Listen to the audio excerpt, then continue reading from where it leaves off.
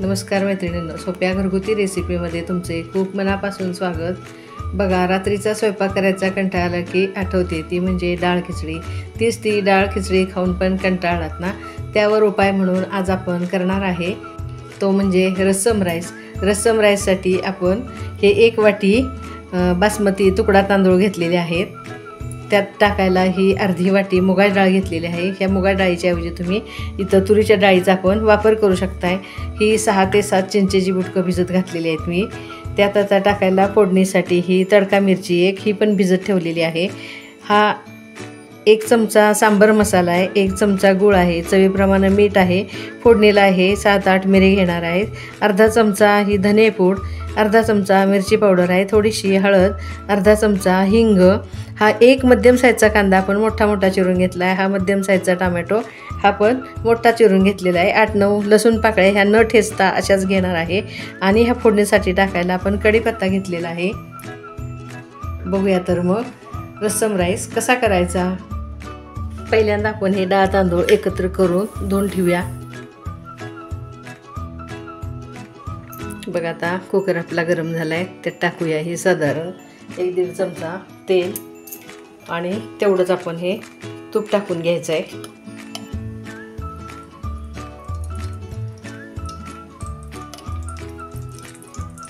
जेवढं तेल टाकले तेवढंच हे तूप टाका।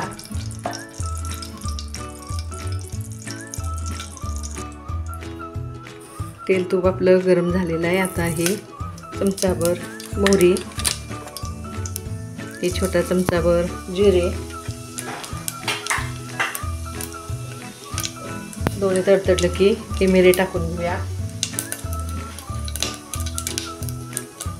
आता टाकूया हा हिंग,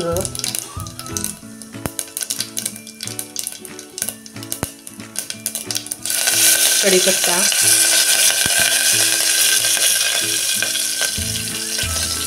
ही भिजवलेली तडका मिरची आपण अशी मोडून टाकूया, म्हणजे त्या मिरचीचा स्वाद आपल्याला भातामध्ये छान लागतो।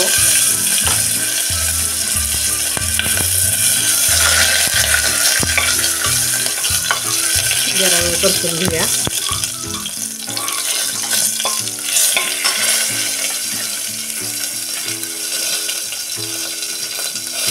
आता टाकूया त्या लसूण पाकळ्या ह्या आपण न ठेचता घेतलेल्या आहेत।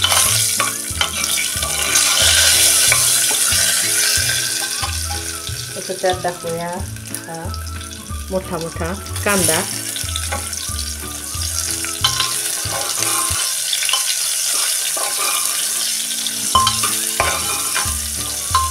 कांदा पण बघा फार वेळ नाही परतायचा, थोडासा कांद्याचा कलर बदलला की त्यामध्ये आपण आता टोमॅटो टाकून घ्यायचे आहेत।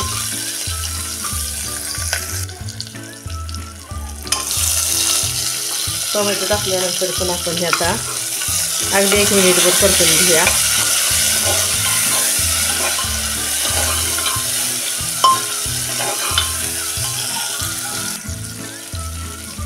आता त्यात टाकूया हे धुतलेले डाळ तांदूळ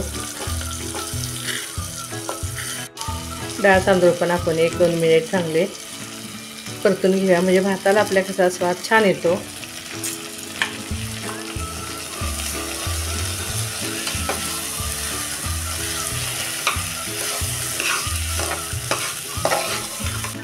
बघा, आता 1-2 मिनिटं परतून झाल्यानंतर त्यामध्ये आता हे पहिलेच मी गरम करत ठेवलेलं आहे पाणी, डाळ तांदळाच्या चौपट, म्हणजे आपण हे 1.5 वाटी घेतलेलं आहे।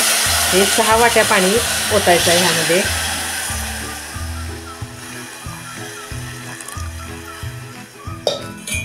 त्यामध्ये आपण गरम पाण्याचाच वापर करायचा आहे, कारण तांदूळ आणि डाळ आपण पहिल्यांदा हे तेला तुपामध्ये भाजून घेतलेली आहे। ती फुटते, म्हणजे पिठळ्यासारखा होतं भात, म्हणून थंड पाण्याचा वापर अजिबात करायचा नाही आहे। डाळ तांदूळ भाजल्यानंतर ह्यामध्ये गरमच पाणी ओतायचं आहे। आता त्यामध्ये टाकूया हे सगळे मसाले, एक करून आता हे सगळं टाकून घेऊया।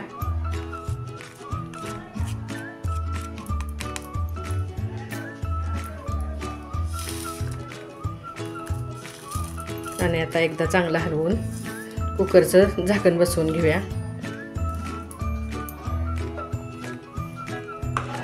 चांगलं हे एकसारखे सगळे मसाले असे मिक्स करून घ्या. तेलात टाकल्यानंतर कसं होतं मैत्रिणींनो, हे मसाले म्हणा, हळद म्हणा, मिरची पावडर सगळी वरती येऊन बसते. म्हणून पाणी ओतल्यानंतरच शक्यतो मसाले टाकायचे. आता एकसारखं हलवून हे आता कुकरच्या मी 3 शिट्ट्या करून घेते. तुमच्या कुकरच्या साईजप्रमाणे तुम्ही शिट्ट्या किती करायच्या ते ठरवू शकताय. माझ्या कुकरला 3 शिट्ट्यामध्ये भात आरामात शिजतो. गॅसची फ्लेम आपण आता ही मीडियम ठेवलेली आहे. मीडियम फ्लेमवर ह्या कुकरच्या मी 3 शिट्ट्या करून घेते. बघा आता कुकरची आपल्या वाफ गेलेली आहे. बघूया उघडून. वाव मस्तच. आता त्यामध्ये टाकूया 4 ते 5 चमचे चिंचेचा कोळ.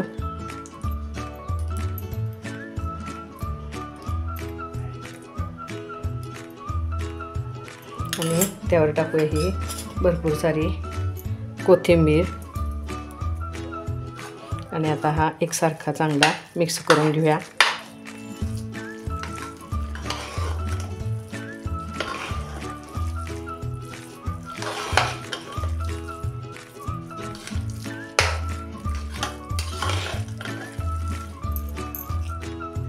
बघा आता हा चांगला मिक्स केल्यानंतर हा भात आपण सर्व करूया.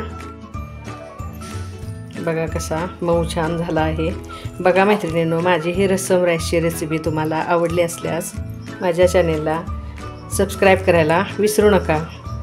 आणि हा राईस तुम्हाला कसा वाटला मला नक्की कमेंट्समध्ये कळवा. आता याच्यावर सोडूया ही तुपाची धार आणि हा कोथिंबीरीनं गार्निश करून घेऊया.